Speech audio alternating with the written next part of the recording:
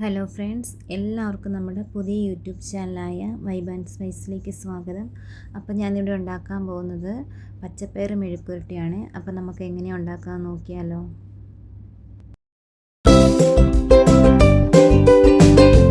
അതിനുവേണ്ടി ഞാൻ പയർ നന്നായി കഴുകി ചെറിയ കഷ്ണങ്ങളാക്കി കട്ട് ചെയ്ത് എടുത്ത് വെച്ചിട്ടുണ്ട്. ഇനി നമുക്ക് മെഴുക്കുവരട്ടിക്ക് ആവശ്യമായ ഒരു ചെറിയൊരു സവാള കട്ട് ചെയ്തത്, 5 വെളുത്തുള്ളി ചതച്ചത്, 3 പച്ചമുളക്, കുറച്ച് തേങ്ങാക്കൊത്ത്, ഇത്രയും ഞാനിവിടെ എടുത്ത് വെച്ചിട്ടുണ്ട്. ഇനി നമുക്കൊരു പാത്രം അടുപ്പിച്ച് ചൂടാക്കാം. നമ്മുടെ പാത്രം നന്നായി ചൂടായി വന്നിട്ടുണ്ട്. ഇനി നമുക്കതിലേക്ക് കുറച്ച് എണ്ണ ഒഴിച്ച് കൊടുക്കാം. നമ്മുടെ എണ്ണ ഒന്ന് ചൂടായി വരട്ടെ. ഇപ്പോൾ എണ്ണയൊക്കെ നന്നായിട്ട് ചൂടായി വന്നിട്ടുണ്ട്. ഇനി അതിലേക്ക് നമുക്ക് 1/2 ടീസ്പൂൺ കടുക് ഇട്ട് കൊടുക്കാം. കടുകൊന്ന് പൊട്ടട്ടെ. ഇപ്പോൾ നമ്മുടെ കടുകൊക്കെ നന്നായി പൊട്ടി വന്നിട്ടുണ്ട്. ഇനി നമുക്കതിലേക്ക് നമ്മൾ ചതച്ച് വെച്ച വെളുത്തുള്ളി ഇട്ട് കൊടുക്കാം. എന്നിട്ടൊന്ന് നമുക്കൊന്ന് ഇളക്കി കൊടുക്കണം. വെളുത്തുള്ളി ഒന്ന് മൂക്കുന്നോട് വരെ നമുക്കൊന്ന് ഇളക്കി കൊടുക്കാം. പച്ചമുളക് ചേർത്ത് നന്നായിട്ട് ഇളക്കി കൊടുക്കുക. ഇപ്പോൾ നമ്മുടെ പച്ചമുളകൊക്കെ നന്നായിട്ട് മൂത്ത് വന്നിട്ടുണ്ട്.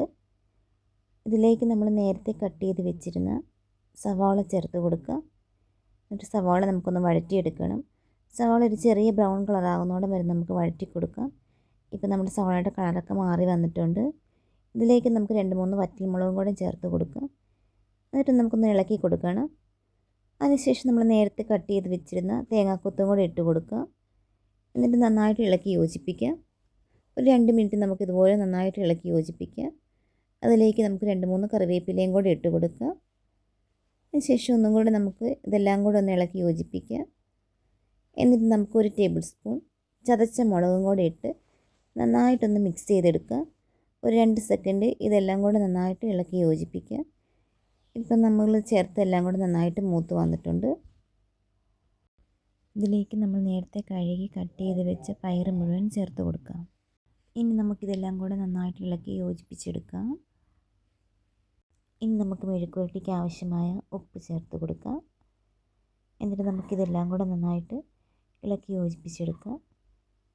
ഇനി നമുക്കിതിലേക്ക് 2 ടേബിൾ സ്പൂൺ വെള്ളം ചേർത്ത് കൊടുക്കാം.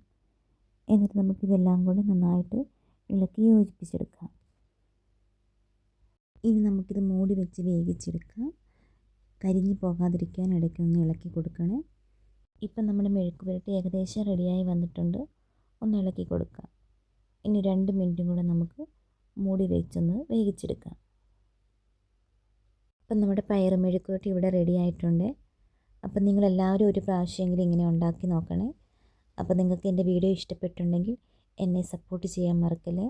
അപ്പോൾ എല്ലാവരോടും ടാറ്റ, ബൈ ബൈ.